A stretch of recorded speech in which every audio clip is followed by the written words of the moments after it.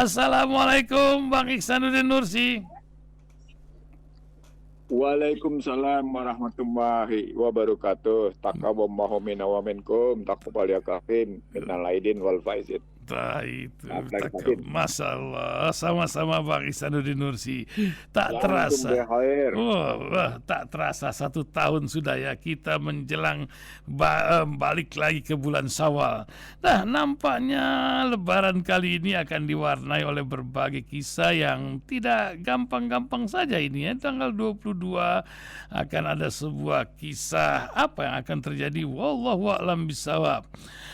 Juga tentang dolar yang nampaknya benar kata Bang Ihsanuddin Nursi, ini akan terus meluncur, sudah lebih dari 16.000. Nah ini kan hutang juga akan tambah naik lagi ini. Sementara Hang Heng Hong di dalam negeri pun masih terus bergulir. Ada lagi kisah bagi-bagi rezeki di tambang ya. Luar biasa nih, Pak Bahlil sama Pak Luhut mulai Hang Heng Hong lagi. Nampaknya ini kisah akan berulang. Apa yang akan terjadi Bang di tengah-tengah dunia yang terus bergolak ke hari-hari ini? Katanya harga minyak akan mencapai $100 lebih lagi di tengah ambrolnya rupiah, belum lagi hutang yang terus disusun-susun. Pergolakan Timur Tengah akankah mempengaruhi ekonomi kita? Sementara pulang kampung sudah hampir 400 orang lebih yang wafat di perjalanan di tengah gulungan aspal yang memanas di perjalanan. Masya Allah. Nah, tafadhol Bang Ihsanuddin Nursi, kita akan mulai dari yang mana ini Bang? Silakan Bang. Yang pertama, bismillahirrahmanirrahim. Subhanaka la ilma lana illa ma 'allamtana innaka antal alimul hakim. Sekali lagi minal aidin wal faizin. Taqabbalallahu minna wa minkum, taqabbal ya kafir wa antum bikhair. Maaf lahir batin. Mudah-mudahan kita berhasil mencapai tujuan Ramadan.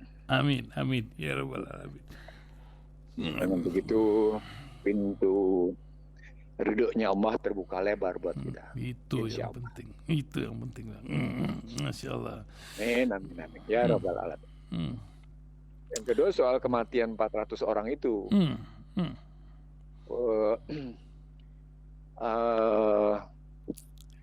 Saya mengungkapkan jalan raya dalam perspektif sosiologis.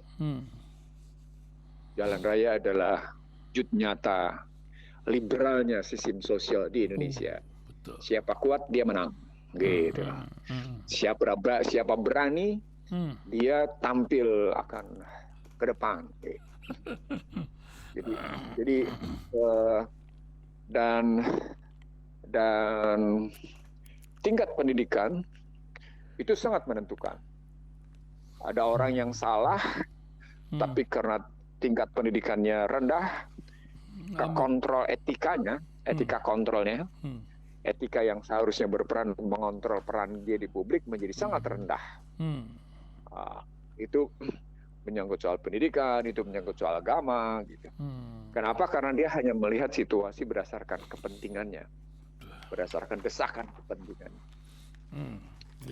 Jadi fenomena kacaunya sistem sosial atau rendahnya social trust, rendahnya social trust, kepercayaan sosial satu sama lain, dan berujung pada tidak adanya etika, itu tergambar di jalan raya. Maka kematian 400 orang itu sebenarnya merupakan bencana bagi masyarakat Indonesia, khususnya bagi masyarakat Islam, bahwa sesungguhnya social trust kita, kepercayaan masyarakat satu sama lain, kerjasama sosial kita tepatnya, itu nyaris makin hari makin menipis.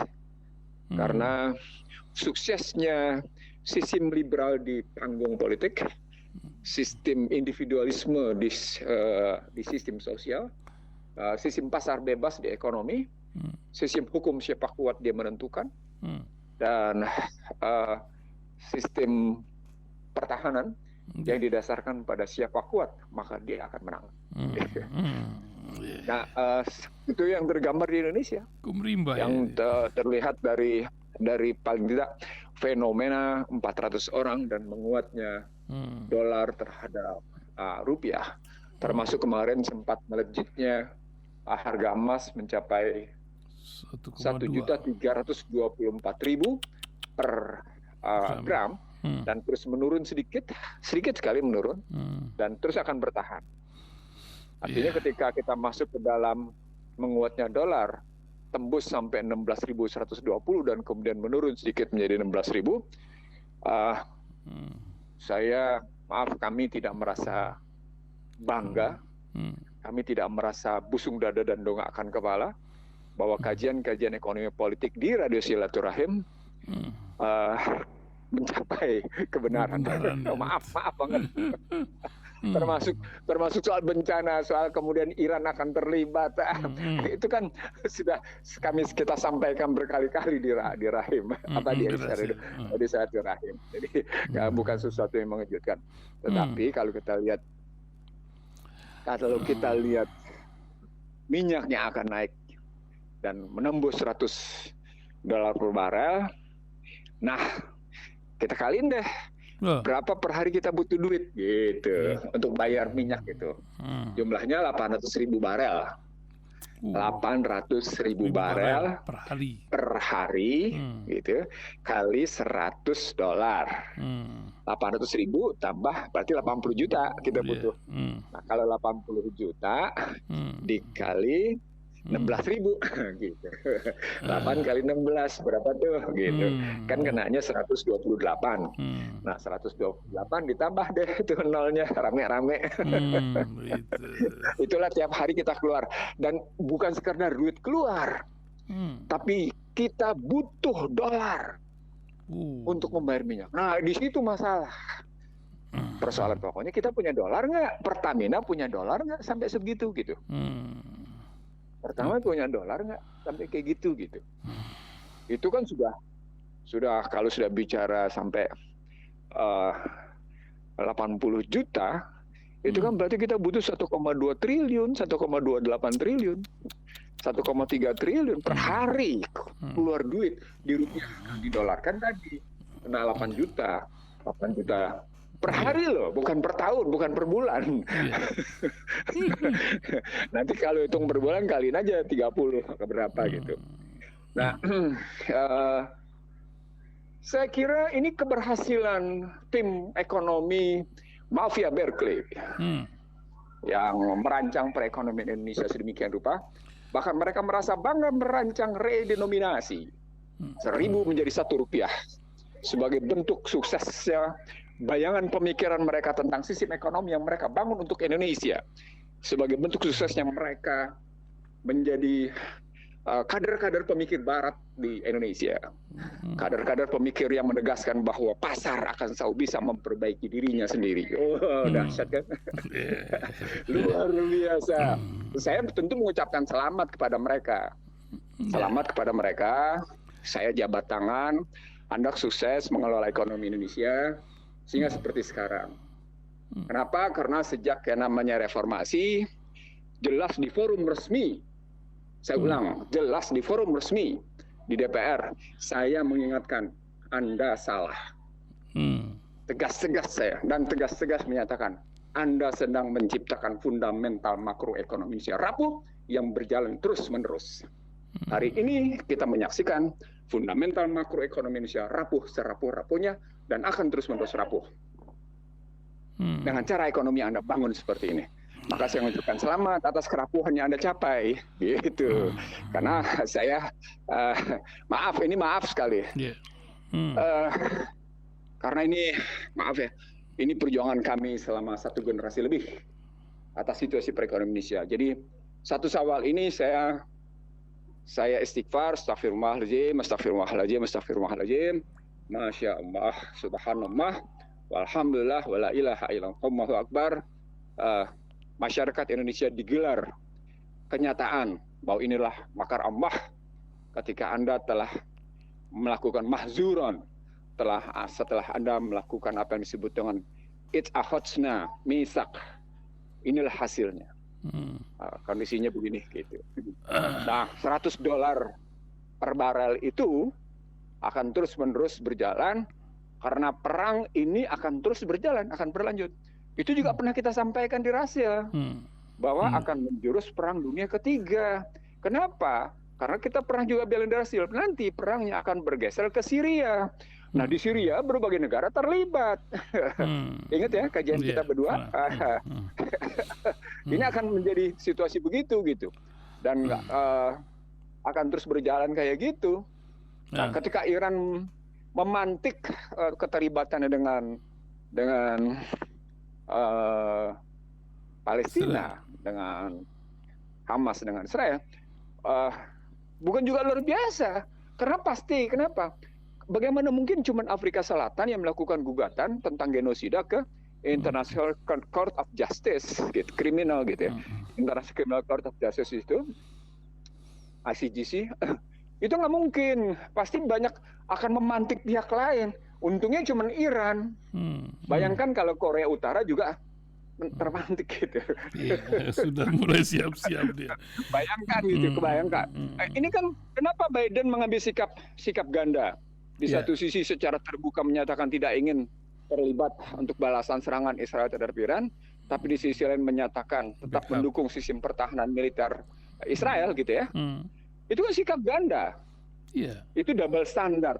Mestinya dia bukan double standard. Amerika itu multiple standard, tidak pernah double standard. Pokoknya apa yang enak buat Amerika, Amerika lakukan gitu. Nah, itu pun dia tidak menoleh ke dalam situasi negerinya yang sedang nggak karu-karuan. Sangat. Janet Yellen sampai mengancam Cina dalam soal perang dagang yang tetap berlanjut. Situasi sosial yang berantakan, nggak karu-karuan, dukungan terhadap Hamas dari rakyatnya sendiri gitu loh. Nah, itu sikapnya kayak gitu. Jadi ini fenomena yang disebut sebagai fenomena disrupsi, fenomena VUCA. Dan fenomena VUCA ini akan terus berjalan karena para dajjal ini sedang berusaha menunjukkan perlawanan konkretnya terhadap Allah lewat yang namanya penguasaan frekuensi. Lewat yang namanya penguasaan dan pendayagunaan frekuensi. Anda bisa lihat busung dadanya mereka terhadap masyarakat, seorang yang lumpuh lalu dia dikasih Neuralink, lalu dia bilang inilah bukti manusia berdaya atas keputusan, gitu kan? Itu kan mereka sombong, langsung sombong, bahwa seolah-olah keputusan Allah bisa dia lawan gitu. Kan itu yang mereka mau bangun dari cerita kayak gitu. Bahkan kemudian mereka bermaksud untuk mengontrol dunia lewat yang namanya nanti HP kita akan berganti. HP kita akan berganti karena semua HP statusnya satelit. Tidak lagi menggunakan HP biasa, satelit, dan lebih murah karena satelit ininya penggunaannya. Nah, begitu satelit, pada saat itulah terjadi apa yang disebut dengan one digital currency, one world digital currency, satu mata uang digital untuk satu dunia bersama dengan satu sistem kesehatan. Apa poinnya? Dunia dikontrol oleh bersangkutan. Nah, ini kajian saya berapa tahun lalu nih ketika COVID, dan sekarang saya kembalikan lagi. Nah, tapi kira-kira tapi Bang, kita bicara terlalu jauh. Sementara kan keadaan hutang kita terhadap PDB juga dengan berbagai problem sengkarut dunia ini juga mempengaruhi. Kesejahteraan dianggap di atas kertas tercapai, tapi pemerataan ini tidak terjadi antara pendapatan rakyat dan pendapatan negara ini. Apa yang terjadi sebenarnya, Bang? Balik itu. Yang terjadi sesungguhnya karena lagi-lagi teori PDB, teori GDP memang gagal dalam trickle down effect. Ini teori yang sudah dikritik sejak tahun 70, yang kemudian kritik itu diabaikan, dikritik lagi oleh Joseph Stiglitz pada 2011. Saya ingat betul, saya berdebat dengan Hatip Basri, Menteri Keuangan yang dibangga-banggakan itu, termasuk dengan Sri Mulyani. Bahkan kalau dengan Hatip Basri di sebuah stasiun TV, bahkan di sebuah itu, yang saya sebut sebagai GDP itu, teori GDP itu gagal. Terutama karena kan Kalimatnya saja sudah menghina. Efek menetes. Iya. Masa bagi Mana mau rakyat ikhlas kecil gitu. efek menetes? Hmm. Cuman menetes. Hmm. Itu pun gagal menetes. Coba bayangin tuh. Trickle down effect gagal. Itu tulisan Ginanjar Kartasasmita. Tapi Ginanjar Kartasasmita sendiri mendukung habis-habisan model neoliberal. Coba gimana tuh? Jadi ya sorry itu sih kalau harus menyebut nama karena kita tidak boleh bersikap mendua dalam melihat kayak gini. Dilarang kita bersikap mendua untuk melihat kayak gini. Jadi ketika utang meningkat, kalau sebelum 16.000 kemarin, data statistik utang luar negeri Indonesia yang diterbitkan oleh BI dan Kementerian Keuangan, angkanya mencapai 405,382 miliar US dollar. Nah, kali ini tuh 16.000. Nah, lalu dia tetap membandingkan dengan yang namanya PDB. Nah, PDB-nya bergerak 29,1%. Sehingga mereka bilang tetap aman, gitu kan. Saya bilang pokoknya selama menggunakan teori PDB utang terhadap PDB, maka sesungguhnya teori Krugman benar. Inilah situasi abnormal yang terus-menerus berlangsung sehingga yang abnormal itu menjadi normal. Poinnya apa? Orang sakit yang dianggap sebagai hal biasa. Sakit sekarat terus-menerus, sembuh sedikit, sakit lagi, sembuh sedikit, sakit lagi, sembuh sedikit, sakit lagi, dan itu terus berulang.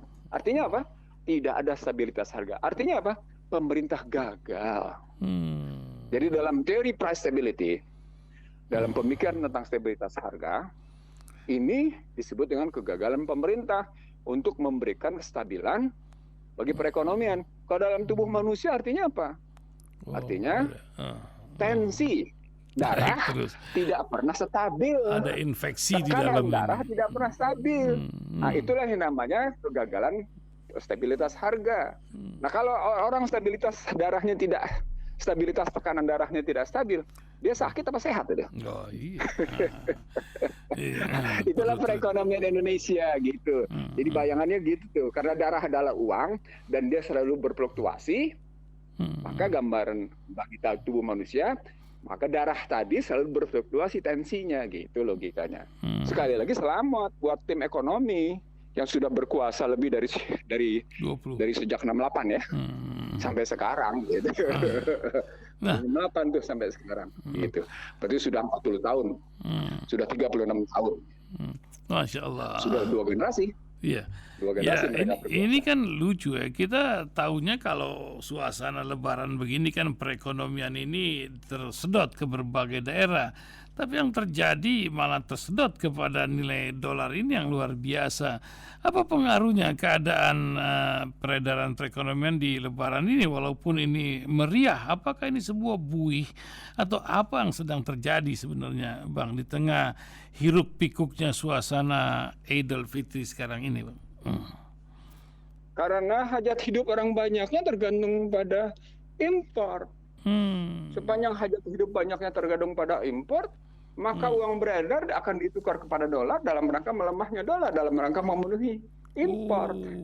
Akibatnya apa? Rakyat kecil semua duitnya dihisap, apalagi gitu ya. Stabilitas harganya kan menjelang Ramadan saja, harga beras sudah naik. Ingat nggak ketika kita bicara soal harga beras? Itu kita impor, langsung bicaranya impor 2,7 juta ton. Padahal itu dalam rangka persiapan kampanye gitu. Pakai dolar belinya itu. Suka tidak suka harus membayar dolar. Apalagi Indonesia terus menyatakan diri gitu masuk menjadi anggota OECD. Dengan begitu konversi rupiah pasti ke dolar. Kan pernyataan Anda tidak ingin bergabung ke BRICS. Ingat nggak pernyataan kita kaji di bulan Desember? Ini maunya ke OECD, mengakibatkan ada jalan belakang yang mengakibatkan menteri luar negeri kita uring-uringan juga. Ini kan sesuatu pancingan, kena pancing atau apa yang terjadi di tengah konstitusi kita, sikap kita terhadap Israel. Nah, ini cerita OECD kok dibela-belain sehingga akan melanggar konstitusi yang satu ini. Bagaimana, Bang? Saya ketika 2019 memberi masukan kepada Prabowo Subianto sebagai capres yang secara fenomenal menang, tapi kemudian secara angka kalah gitu ya. Di 2019 itu kayak gitu. Saya sudah salah satunya bicaranya soal itu tadi. Iya, Anda ngomong di tengah. Kita harus menerapkan ekonomi politik luar negeri bebas aktif. Karena kebetulan di buku Paradoks Indonesia, Prabowo Subianto memang menyatakan elit politik kita ini sudah jauh tersesat. Bahkan di buku edisi itu tegas, kita perlu kembali ke pasal 33 Undang-Undang Dasar 45. Itu artinya, iya itu pernyataan 2019 sudah begitu gitu. Nah itu artinya dia tidak setuju dengan amandemen, khususnya di ayat 4 yang meliberalkan perekonomian gitu. Ayat 4 pasal 33 itu kan meliberalkan perekonomian. Gitu. Nah, jadi kalau kita ngelihat situasi sekarang, rumusnya sederhana. Ihsan Talib. Ketika hajat hidup orang banyak, baik pada barang dan jasa, diperlakukan secara komersial, maka keputusan tentang harga pada hajat hidup orang banyak, baik barang dan jasa, ditentukan oleh para produsennya. Produsennya siapa? Korporasi. Nah, ketika korporasi menentukan harga atas hajat hidup orang banyak, baik barang dan jasa, maka yang didikte adalah rakyat. Itulah penjelasan Undang-Undang Dasar 45. Jika hajat hidup orang banyak diserahkan ke orang per orang, maka rakyat banyak yang, ini kalian pentingnya nih, maka rakyat banyak yang ditindasinya. Kalimatnya ditindasinya loh. Dan ini itu begitu gitu ngelihatnya gitu. Sedang terjadi sekarang ini begitu, Bang. Oh iya. Listrik bakal naik. Nanti Pertalite bakal habis. Pertamax akan terus meroket. Sekarang rata-rata Pertamax sudah 14.000 sampai dengan 15.000 ya. Begitu ceritanya. Solar sudah tidak bisa terkendali lagi walaupun basisnya sawit. Karena alasannya masih disubsidi. Lepas saja ke pasar karena itu kan tuntutan sejumlah industri gabungan pengusaha sawit, tuntutannya adalah harga biofuel jangan disubsidi, lepas saja ke pasar katanya.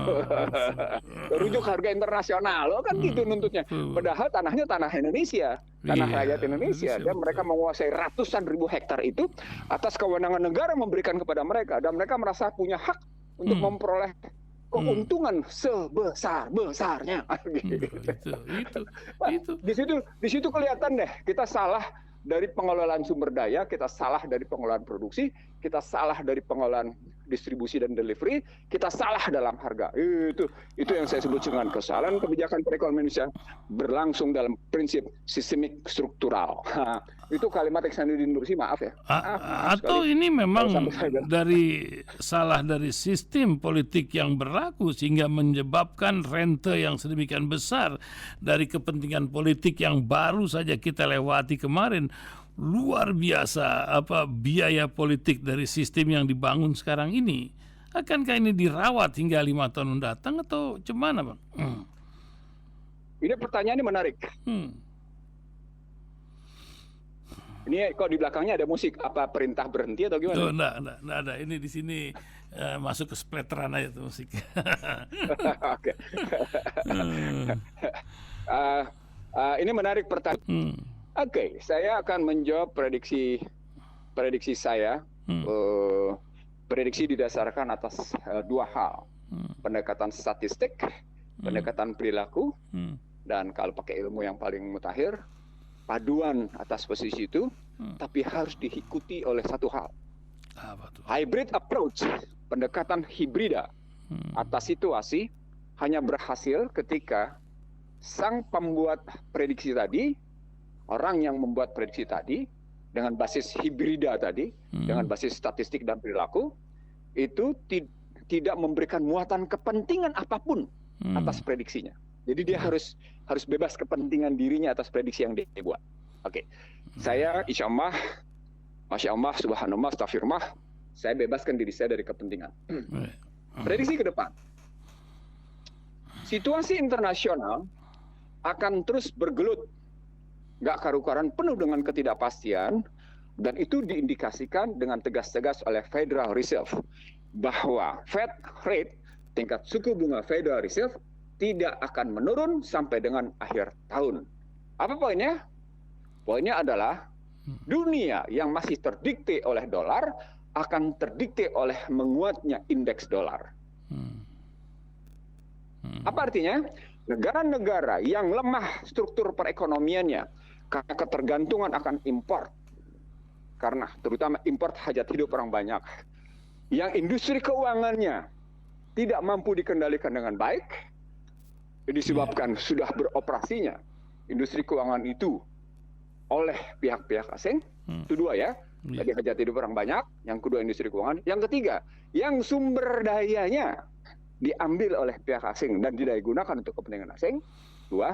Yang ketiga, tidak efektifnya kebijakan ekonomi politik, maka negara tersebut akan mengalami situasi volatile, gonjang-ganjing, tidak karu-karuan.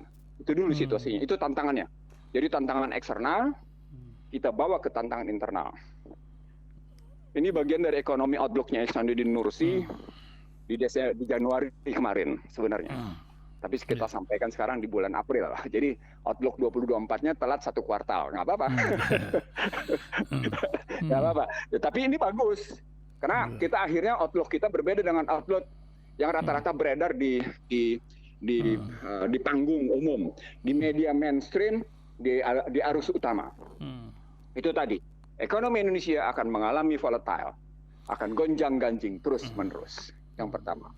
Yang kedua, apakah ini akan diantisipasi oleh yang namanya pemenang pemilu nanti berdasarkan keputusan 20 keputusan Mahkamah Konstitusi, vonis Mahkamah Konstitusi 22 April 2024. Maka kita akan bicara kemana kira-kira hakim akan memutuskan, gitu kan? Beredarlah isu, beredarlah isu, 5 hakim sudah menyetujui pertahanan 02. 3 hakim menyetujui gugatan 01, 03. Jadi 5 lawan 3. Terutama karena memang petitumnya adalah petitum tentang angka, bukan tentang norma. Jadi sengketanya adalah sengketa angka. Apa artinya kalau dibilang sengketa angka?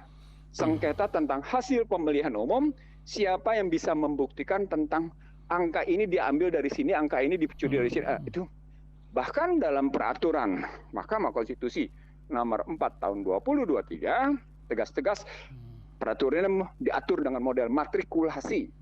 Siapa mengambil apa, curang kayak gimana dengan angka-angka. Maka tadi jika mengambil satu sikap hakim, maka tadi akan terjadi pertarungan 3 lawan 5. Apa poinnya? Poin 02 menang. Untuk cerita 02 menang, saya sejak awal menyebut kehadiran Tony Blair, ulang. Kehadiran Tony Blair ketemu dengan Prabowo Subianto sebenarnya sudah memberi petanda bahwa Prabowo Subianto akan menang. Loh, tapi kan Duta Besar Amerika menjumpai PKS, mendatangi PKS. Duta Besar Amerika saat menjumpai PKS sesungguhnya cuma ingin mengatakan bahwa Barat dalam posisi netral. Tapi dalam kenyataan Barat tidak sungguh-sungguh pernah netral. Barat pasti akan bersikap multiple suitable standard. Gitu. Persoalan pokoknya multiple suitable standarnya kepada siapa paling enak, paling nyaman, kan gitu ngelihatnya. Nah, itu yang dilihat kayak gitu. Artinya saya menduga, saya memprediksi pada 22 September nanti 02 menang. 22 Apakah April, dengan begitu? Lanjut, April. Apakah dengan begitu Gibran akan didiskualifikasi? Karena ini bukan soal norma, bukan sengketa norma. Maka muncul pertanyaan, kenapa waktu Gibran dicawapreskan dan diputuskan oleh KPU, tidak ada para pihak yang menggugatnya di DKPP atau di Bawaslu. Keputusan MK 90 itu bisa dipakai untuk segera menggugat kepada DKP dan kepada Bawaslu. Itu tidak ada gugatan. Artinya semua partai politik, semua calon menerima keputusan KPU walaupun keputusan KPU-nya cacat hukum. Tapi cacat hukum yang diterima seperti orang yang invalid diterima kehadirannya gitu. Nah, itu masalah hukum di situ, problematik hukumnya di situ. Lagi-lagi diskualifikasinya mengundang masalah. Nah, cerita keputusan 5 lawan 3 plus Gibran membuka peluang, ini analisis saya, sejak sebelum pemilu akan ada kisruh politik di perjalanannya. Kisruh politik. Kisruh politik ini akan terjadi baik sebelum Oktober, 20 Oktober, pelantikan Oktober, maupun sesudahnya. Karena ini konstruksi untuk melemahkan Indonesia agar Indonesia tidak pernah berpikiran maju mengelola segenap kekuatan sumber dayanya. Apalagi sekarang Starlink, satelitnya Elon Musk sudah beroperasi, diizinkan beroperasi di Indonesia. Nah, sementara motif Starlink bukan cuma sekedar bisnis tentunya. Ada hal-hal lain di balik motif bisnisnya, di balik retail Starlink satelitnya itu, gitu. Nah, itu yang harus kita lihat lebih dalam. Itu hal yang kedua. Hal yang ketiga yang kita lihat, sistem liberal dimanapun, termasuk di Amerika, tidak pernah sungguh-sungguh melahirkan ketentraman dan kedamaian. Jadi tesisnya adalah siapapun pemenangnya, apakah 01, apakah 02, gitu ya, tetap akan melahirkan keributan. Itulah yang terjadi sejak 2004 hingga sekarang. Itu yang saya bilang adalah, ini menariknya di sini, adalah ironi ketika para petinggi Republik ini menyatakan, sudahlah berhentilah politik gaduh, sudahlah berhentilah ribut-ribut, sudahlah mari kita bersatu, mari kita. Bagaimana mungkin mereka mengajak bersatu? Bagaimana mungkin mereka mengajak menghentikan kegaduhan politik, keributan politik? Kalau sistem yang dipakainya adalah sistem yang memang berbasis keributan dan membuahkan keributan. Logikanya gimana coba? Saya ulang pertanyaan saya. Hei para petinggi Indonesia, Anda sedang menerapkan sistem yang gaduh, baik pada input, proses maupun output. Maka anjuran Anda untuk tidak gaduh, untuk tidak ribut dan mari bersatu adalah sesuatu yang sangat ironi dan tidak masuk akal. Dan karena itu ucapan Anda ucapan yang tidak berwibawa akibatnya. Itu yang mestinya kita tahu. Jadi kalau ini kan diterapkan dituliskan dengan nyata dalam Undang-Undang Dasar 2002. Kalau Anda lihat pasal 6A ayat 2, pasal 23, dan tentang bagaimana pemilihan umum, dan bagaimana KPU yang independen ternyata tidak independen, gitu kan. Cenderung untuk damai daripada jurdil gitu. Loh, kalau damainya damai semu gimana? Damainya cuma sekedar pada kata-kata, tapi dalam kenyataan seperti cerita 2004 ke 2009, 2009 ke 2014, 2014 ke 2019, 2019 ke 2020. Ini terus begitu selama satu generasi. Kenapa kan orang Indonesia? Subhanallah, astagfirullah, maafkan saya.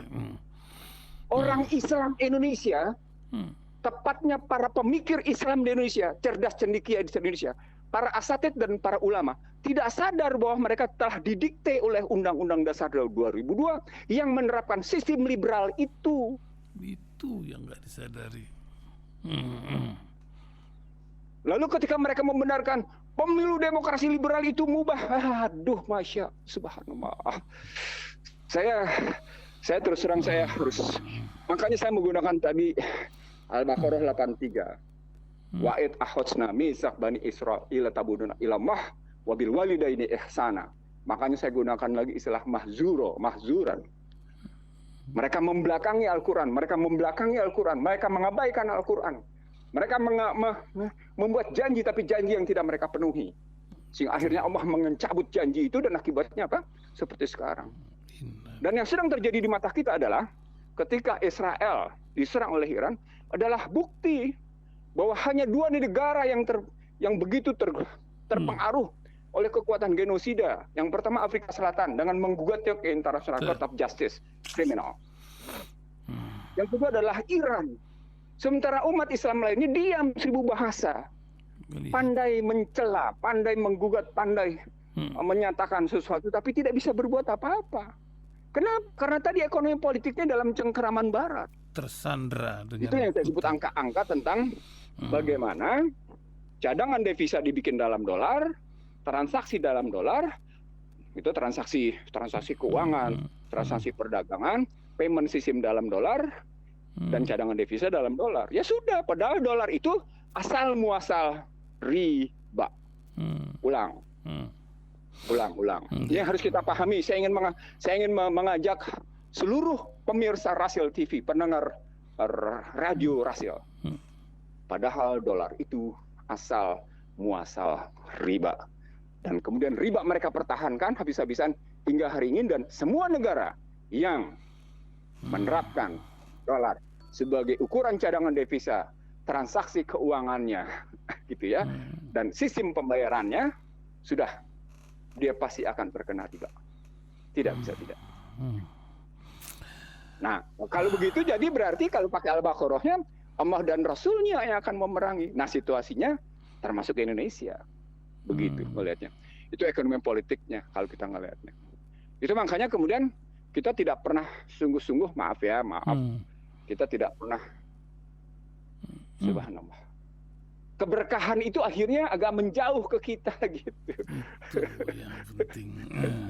Tanpa kita sadari, kita tidak tahu apakah keberangkatan kendaraan yang kemarin itu pulang kampung, itu keberangkatan kendaraan yang bebas riba apa enggak?